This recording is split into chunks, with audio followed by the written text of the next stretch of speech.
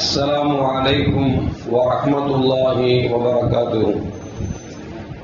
الحمد لله رب العالمين والصلاة والسلام على أشرف المرسلين وعلى آله وأصحابه وأزواجه وذرياته وأهل بيته أجمعين. சங்கைக்கும் மேன்மைக்கும் உரிய பெரியோர்களே, சகோதரர்களே, எல்லாம் வல்ல அல்லாஹு ஜல்ல ஜலாலுஹு நாம் செய்யக்கூடிய எல்லா நற்காரியங்களையும் முகஸ்துதியின்றி இஹ்லாஸான முறையில் இறைவனுக்காக மட்டுமே செய்யப்பட்ட நல்வணக்கங்களில் நம் வணக்கங்களை அல்லாஹ் கபூல் செய்து கொள்வானாக.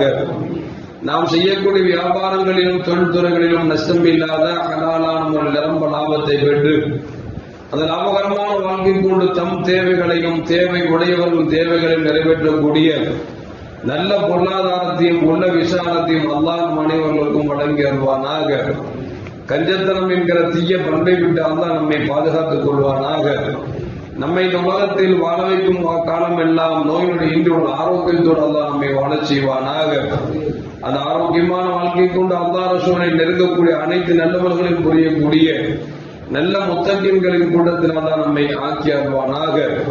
திடீர் மரணங்களை விட்டும் தீய மரணங்களை விட்டும் நம்மையும் நம் குடும்பத்தையும் நம் சமூகத்தையும் அல்லாஹ் முழுமையான முறையில் பாதுகாத்துக் கொள்வானாக. மருத்துவமனையின் செலவினங்களை விட்டும் வேதனைகளை விட்டும் அல்லாஹ் நம்மை காத்தருள்வானாக.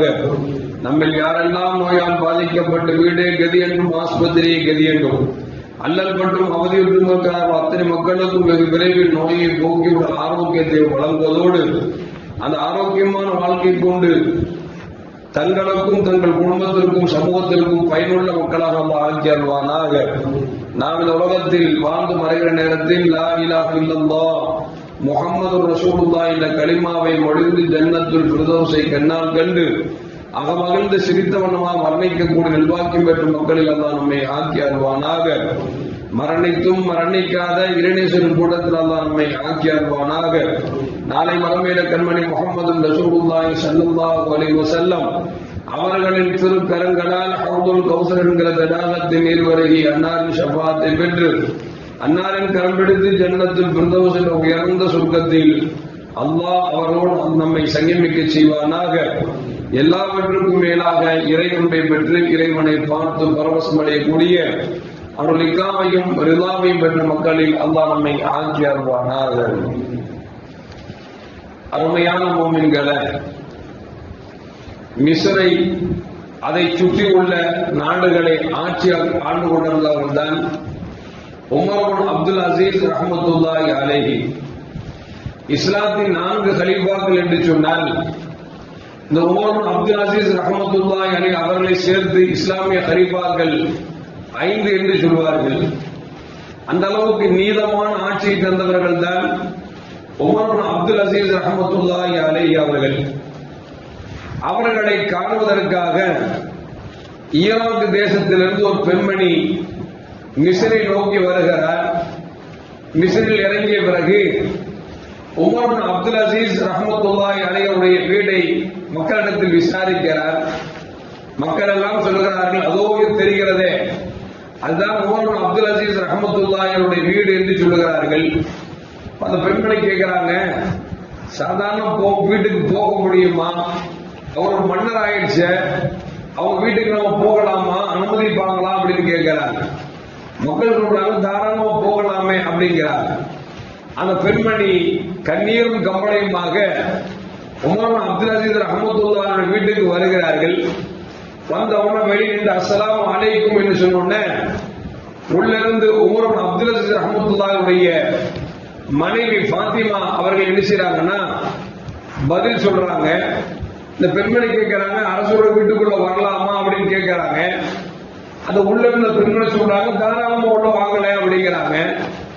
இந்த ஈராக் தேசத்துல போனது பெண்மணி உள்ள போய் பார்த்தா அந்த பெண்மணி உமர் அப்துல் அசீஸ் ரஹ்மத்துல்லாஹியுடைய மனைவி பஞ்சில் ஏதோ ஒரு கை பொருளை செய்து கொண்டிருக்கிறார்கள். போய் உட்கார்ந்து பேசிட்டு இருக்கும் பொழுது போனா ஒரு வீட்டு பூசை வீட்டுக்கு போனா அப்படி சுத்தி பாப்பமா இல்லையா?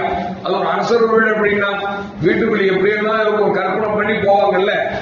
உள்ள போய் பார்த்தா வீட்டுல ஒண்ணுமே இல்லை. இது உமர் அப்துல் அசீஸ் வீட்டுக்கு தான் வந்திருக்கிறோமா, மன்னர் வீட்டுக்கு தான் வந்திருக்கிறோமா, மாறி வந்து அப்படிங்கிற மாதிரி நம்ம ஆச்சரியப்பட்டு அப்படியே வீடை சுத்தி பார்த்தா ஒரு பெரும்பண்ட பொருள் ஒண்ணுமே இல்லை. இன்னைக்கு பாக்குறோம் சில வீடுகளுக்கு போனா போகும்போது மனசுக்குள்ள அல்லாவை இன்ச்சு போன கீழே கொடுத்திருக்கிறீங்க, குடிசை கொடுத்திருக்கிறீங்க, இவங்க எல்லாம் எப்படி தங்குறாங்க அப்படின்னு உள்ள போனா மினி தேட்டரே உள்ள வச்சிருக்கான். சின்ன குடிசை வீட்டுல மினி தேட்டர் இருக்க உள்ள சில இடங்கள்ல பார்த்தா மினி பார் இருக்குது. யாருங்க? முஸ்லிம் வீடுகள்ல சில வீட்டுல பார்த்தா மினி தியேட்டரு, மினி பாரு, பிரிட்ஜ் பாத்தீங்கன்னு வச்சுங்களேன், அல்லாஹ் அக்பர், டபுள் டோரு. ஆனா பாத்தீங்கன்னா எல்லாம் கேளுங்க, எல்லாம் இஎம்ஐல வாங்கியிருக்கேன் அப்படிங்கிறான். கடனுக்கு மேல கடனை கொடுத்து எல்லாரும் வந்தா மெச்சரும் பேசணும் ஒண்ணும் இல்லைன்னு சொல்லிடக்கூடாதுனால கடனுக்கு உடனுக்கும் இந்த கிரெடிட் கார்டு கொடுத்து வச்சிருக்கிறான். எவ்வளவு வேணாலும் வச்சு தேய்ச்சிக்கிறான். ஆனா கடைசி மொத்தம் வச்சு நம்ம தேர்ப்பாம பாருங்க, அப்பதான் தெரியும் கருத்துல கையில மாட்டுறதா ஊரை விட்டு ஓடுறதா அப்படின்னு சொல்லி அதான் காப்பாற்றணும். எதுக்கு சொல்ல வர, ஒரு 7 வீடுனா கூட வீட்டுக்குள்ள மினி தியேட்டர் இருக்குது, பெரிய பிரிட்ஜ் இருக்குது, எல்லாம் வச்சிருக்கிறான். இங்க ஊர்ல அப்துல் வீட்டுக்கு போனா அந்த அம்மா அரசர் வீடு அப்படி இருக்கும் இப்படி இருக்கும் கற்பனை பண்ணி போச்சு. போனா ஒண்ணுமே இல்லை.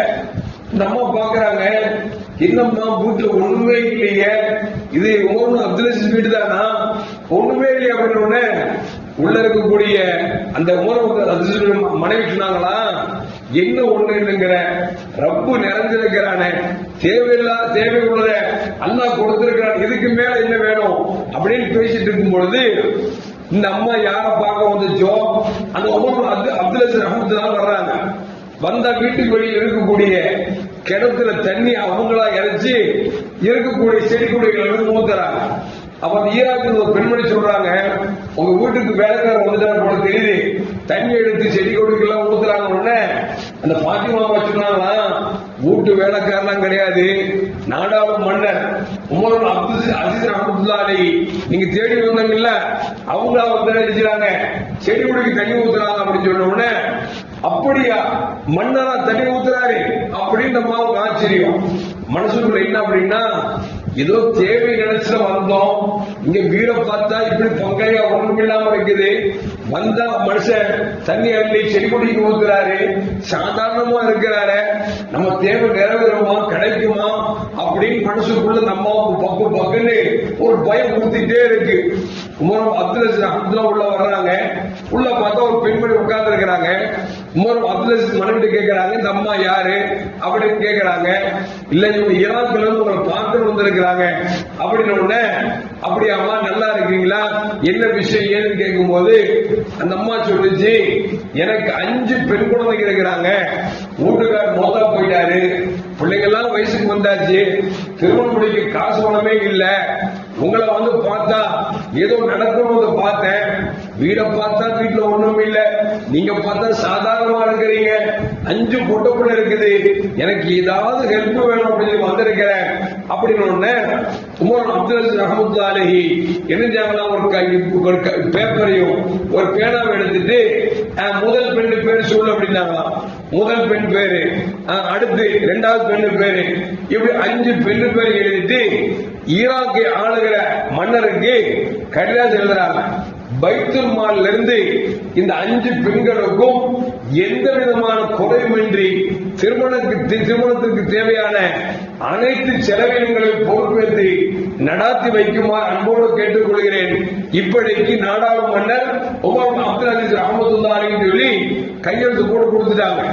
இந்த அம்மாவுக்கு ஆச்சரியம், 5 பெண் குழந்தைகளுக்கு பேரை எழுதி ஈராக்கு ஆளக்கூடிய அரசருக்கு லெட்டர் கொடுத்திருக்காங்கன்னு சொல்லிட்டு இந்த அம்மா லெட்டர் கொண்டு போனா அந்த அரசர் வாங்கிக்கிட்டு பாக்கிறார்.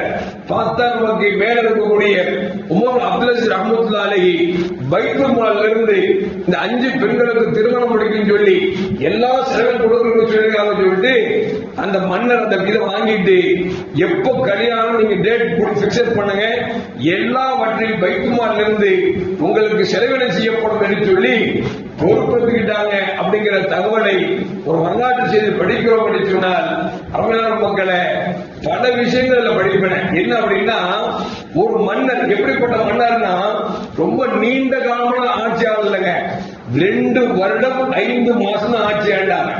2.5 வருஷத்துல அவங்க நாட்டுல ஜகாத் வாங்க ஆள் இல்ல.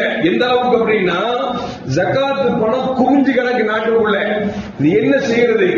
உமர் அப்துல் அஜீஸ் ரஹ்மத்துல்லாஹி தங்களுடைய படைகள் சொன்னாங்களா, நம்ம நாட்டை கடந்து போகக்கூடிய பயணிகளாக இருந்தாலும் சரி அல்லது பட்சிகளாக இருந்தாலும் சரி, ஏதோ உணவு எல்லாம் போகக்கூடாதுன்னு சொல்லிட்டு இந்த ஜகாத்து பொருளை தானியத்தை வாங்கி நீங்கள் தூவி விடுங்கள். அது எங்கெல்லாம் உழைக்கிறதோ அதன் மூலியமாக வருவோரும் போவோரும் சாப்பிட்டுக் கொள்ளட்டும் என்று சொல்லி உமர் அப்துல் அஜீஸ் ரஹ்மத்துல்லாஹி அலைஹி தங்கள் ஆட்சியில் ஜகாத் வாங்குவதற்கு ஆளே இல்லை என்கிற அளவிற்கு செல்வத்தை குவித்தது மட்டுமல்ல, அருமையான மக்களே, அந்த உமர் அப்துல் அஜீஸ் ரஹ்மத்துல்லாஹி அலைஹி தங்களுடைய வாழ்க்கை எப்படி ஆக்கிக்கிட்டாங்க அப்படின்னா, பரம ஏழையா ஒண்ணும் இல்லாம, எந்த அளவுக்கு சாதாரண ஆளு வீட்டுல வந்து பார்த்தாலும் இது அரசர் வீடா என்று நினைக்கக்கூடிய அளவிற்கு தங்கள் வாழ்க்கையை எளிமையாக்கி கொண்டார்கள். தன் வாழ்க்கை எளிமையாக்கினாலும் கூட அரசு சபை முடிச்சிருக்கிறாங்க. 5 பெண்மணிக்கு கல்யாணம் முடிக்க வந்திருக்கிறாங்க. நம்ம ஒரு கோடீஸ்வரன் போய் பணம் கேட்டு பாருங்க கல்யாணத்துக்கு.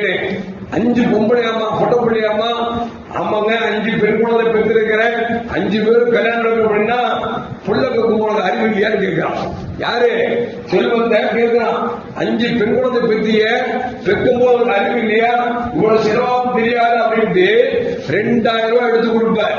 இந்த 2000 ரூபாய் எடுத்து கொடுக்கறதுக்கு இத்தனை பெரிய வார்த்தையை தூக்கி கப்புன்னு அடிச்சுட்டு அப்புறம் 2000 கொடுப்பார். இங்க பாருங்க, 5 பெண் குழந்தைக்கும் 10 பைசா செலவு இல்லாம எல்லாவற்றையும் அரசாங்கமே செய்ய வேண்டும் என்று உத்தரவு போடுறாங்க. அப்படின்னா இதுதாங்க மக்கள் ஆட்சி ஆள்றதுங்கிறது. மக்களை ஆட்சி ஆள இப்படி ஆட்சி ஆளணும். இப்ப அப்படியா இருக்குது. தனக்கு பேர்ல 1000 கோடி 500 கோடி வச்சிருக்கிறான். இதை தாங்க முடியாம பினாமிக்கு ஆள் வச்சிருக்கிறான். பினாமிக்கு 1000 கோடி 500 கோடி வச்சிருக்கிறான். இப்படி காசை சேர்க்கிறான். ஏழை பாளைக்கு போனா கவனிக்க மாட்டான்னா எப்படி யோசிச்சு பார்க்கணும். எதுக்கு சொல்றாங்க அப்படின்னா, உமர் அப்துல் அஜீஸ் ரஹ்மத்துல்லாஹி அவர்களை 2ஆம் உமர் என்று வரலாறு போற்றுகிறது என்று சொன்னால் என்ன காரணம்? தங்கள் ஆட்சியை சுத்தமாக வைத்திருந்தார்கள். தங்கள் வாழ்க்கையை ஸல்லல்லாஹு அலைஹி வஸல்லம் எந்த ஏழ்மையை விரும்பினார்களோ அந்த ஏழ்மையோடு வாழ்ந்திருக்கிறார் என்பதை வரலாறு நமக்கு சொல்லி காட்டுகிறார். எல்லாம் அல்லாஹ் ஜல்ல ஜலாலுஹு நிறைய பொருளாதாரத்தை அல்லாஹ் நமக்கு தர வேண்டும். அல்லாஹ்விடத்தில் கேட்டு பெற வேண்டும். கேட்டு பெற்ற அந்த பொருளாதாரத்தை சொந்த பந்தங்களுக்கு ஏழை மக்களுக்கு கொடுக்க வேண்டும் என்கிற எண்ணம் மட்டும் இருந்தால் போதாது. கொடுக்கும் பழக்க வழக்கங்களை தனக்குள் உள்ளடக்கிக் கொள்ள வேண்டும். இதுதான் உண்மையான வாழ்க்கை என்பதை மறந்துவிடக் கூடாது. எல்லாம் அல்லாஹ் ஜல்ல ஜலாலுஹு அப்படிப்பட்ட விசாலமான உள்ளத்தையும் பொருளாதாரத்தையும் பெற்ற மக்களாக அல்லாஹ் நம்மை ஆக்கி அருள்வானாக. அஸ்ஸலாமு அலைக்கும் வரஹ்மத்துல்லாஹி வபரகாத்துஹு. ஸல்லல்லாஹு அலா முஹம்மத் ஸல்லல்லாஹு அலைஹி வஸல்லம். ஸல்லல்லாஹு அலா முஹம்மத் ஸல்லல்லாஹு அலைஹி வஸல்லம். ஸல்லல்லாஹு அலா முஹம்மத் யா ரப்பி ஸல்லி அலைஹி வஸல்லிம்.